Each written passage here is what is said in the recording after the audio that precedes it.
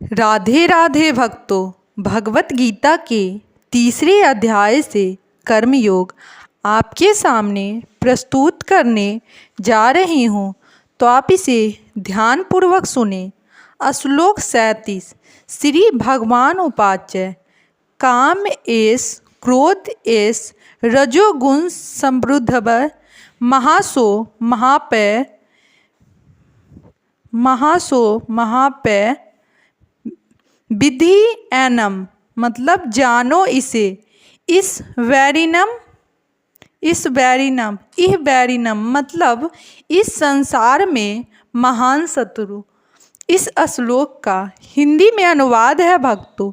श्री भगवान ने कहा, हे अर्जुन, इसका कारण रजोगुण से संपन्न से उत्पन्न काम है, जो बाद में क्रोध का रूप धारण करता है और जो इसे संसार का सर्वभक्षी पापी शत्रु है। जब जीवात्मा, अब इस श्लोक का विस्तार में अध्ययन हुआ है भक्तों, जब जीवात्मा भौतिक सृष्टि के संपर्क में आता है तो उसका शाश्वत कृष्ण प्रेम रजोगुणी की संगति से काम में परिणत हो जाता है, अथवा दूसरे शब्दों में ईश्वर प्रेम का भाव में उसी तरह बदल जाता है जिस तरह इमली के संसर्ग में दूध दही में बदल जाता है। और जब काम की संतुष्टि नहीं होती तो यह क्रोध में परिणत हो जाता है। क्रोध मोह में और मोह इस संसार में निरंतर बना रहता है। अतः जीवात्मा का सबसे बड़ा शत्रु काम है और यह काम ही है जो विश्व जीवात्मा को इस संसार में फंसे रहने के लिए प्रेरित करता है। क्रोध तमोगुण का प्राकट्य है। ये गुण अपने आप को क्रोध तथा अन्य रूपों में प्रकट करते हैं। अतः यदि रहने तथा काम कार्य की विधि द्वारा रजोगुण को तमोगुण में न गिरने देकर सतोगुण तथा ऊपर उठाया जाए तो मनुष्य को क्रोध में पतित होने से आध्यात्मिक आसक्ति के द्वारा बचाया जा सकता है। अपने नित्य वर्धमान चिंतादन के लिए भगवान ने अपने आप को अनेक रूपों में विस्तारित कर लिया और जीवात्मा उनके इस चिंतादन के ही अंश है। उनके भी आंशिक स्वतंत्रता प्राप्त है, किंतु अपनी इस स्वतंत्रता का दुरुपयोग करके जब वे सेवा को इंद्रिय सुख में बदल देती हैं तो वे काम की चपेट में आ जाती है। भगवान ने इस सृष्टि की रचना जीवात्माओं के लिए इन काम रूपी रुचियों की पूर्ति हेतु सुविधा प्रदान करने के लिए निमित्त की, और जब जीवात्माएं दीर्घ काल तक काम कर्मों में फंसे रहने के कारण पूर्णतः ऊब जाती है तो वे अपने वास्तविक स्वरूप जानने के लिए जिज्ञासा करने लगती है। यही जिज्ञासा वेदांत सूत्र का प्रारंभ है, जिससे यह कहा गया है, अथातो ब्रह्म जिज्ञासा। मनुष्य को परम तत्व की जिज्ञासा करनी चाहिए और इस परम तत्व की परिभाषा श्रीमद् भागवत में इस प्रकार दी गई है, जन्मादय यतो नवादितरथ्य, सारी वस्तुओं का उद्गम परम ब्रह्म है। अतः काम का उद्गम भी परम ब्रह्म से हुआ है। अतः यदि काम को भगवत प्रेम में या कृष्ण भावना में परिणत कर दिया जाए, या दूसरे शब्दों में कृष्ण के लिए ही सारी इच्छाएं हो, तो काम तथा क्रोध दोनों ही आध्यात्मिक बन सकेंगे। भगवान राम के अन्य सेवक हनुमान ने रावण की स्वर्ण पूरी को जलाकर अपना क्रोध प्रकट किया, किंतु ऐसा करने से वे भगवान के सबसे बड़े भक्त बन गए।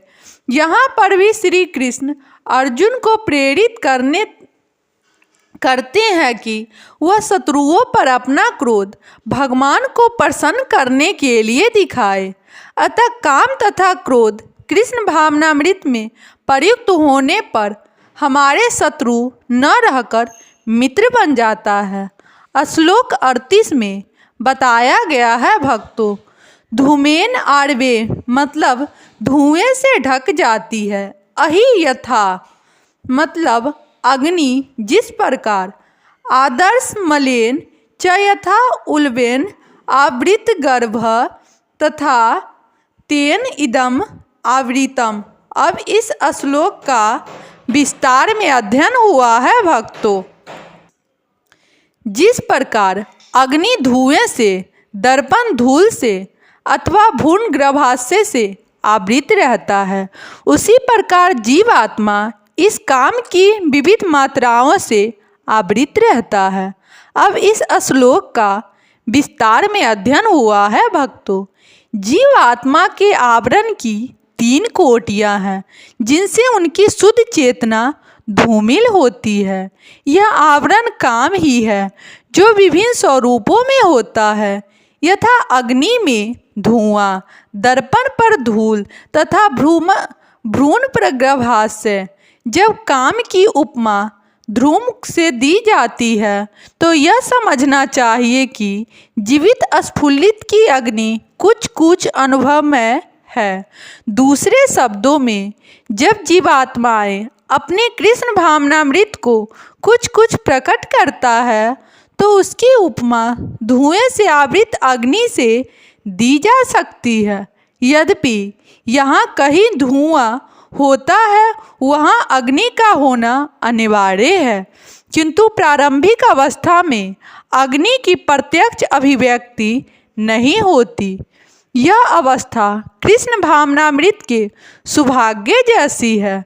दर्पण पर धूल का उदाहरण मन रूपी दर्पण को अनेक आध्यात्मिक विधियों से स्वच्छ करने की प्रक्रिया के समान है। इसकी सर्वश्रेष्ठ विधि है भगवान के पवित्र नाम का संकीर्तन।